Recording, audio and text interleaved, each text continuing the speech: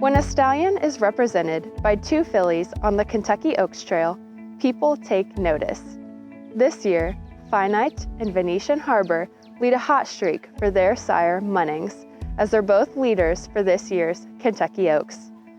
Adrian Wallace of Ashford Stud spoke to us about Munnings' rise to success and his fast start in 2020.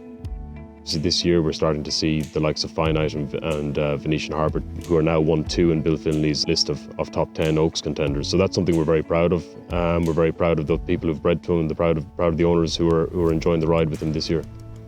Finite is a homebred, bred and owned by Winchell Thoroughbreds, trained by Steve Asmussen. She's undefeated in her last 4 or 5 races. She's a filly that deserves her place in the list. She's got a very high cruising speed, and a filly looks very, very exciting, will be very hard to beat as we go further on into the year. If any filly can take it up to her, it might be Venetian Harbor. For Team Baltus and Nathan McCauley, if she can go on, she'll be a very, very exciting filly later on down the road. So it's an exciting time for Munnings. We look at a lot of Munnings horses, they seem to have a very high cruising speed, and they seem to be tough.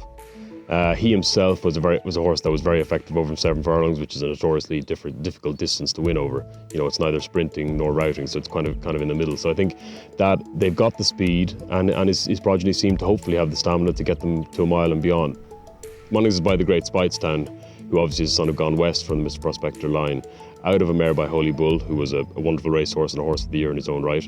His second dam is out of a mare by Lord of War, so he's got a complete outcross on his dam side, which makes him very attractive for the vast majority of American bloodlines. Finite is out of a Tappet mare, so he obviously works very well with the AP Indy Tappet Pulpit line. He's worked very well with Venetian Harbor, is out of a Street Cry mare, so he works well with when inbred back into Mr. Prospector. It's very hard to find horses in the price range of the 20 to 40,000 range, so I think he's a horse that has been accessible for a very long time and provided a lot of value for a lot of people.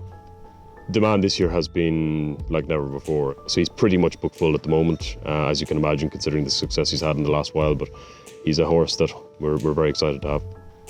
If you look at the stallions around him on the General Sires list, both last year and early into this year, you see the likes of Uncle Mo, Tappet, all these horses who are standing at 3 and 4 and 5 times what he stands for. And I think that just shows and is a very good representation of how successful the horse has been.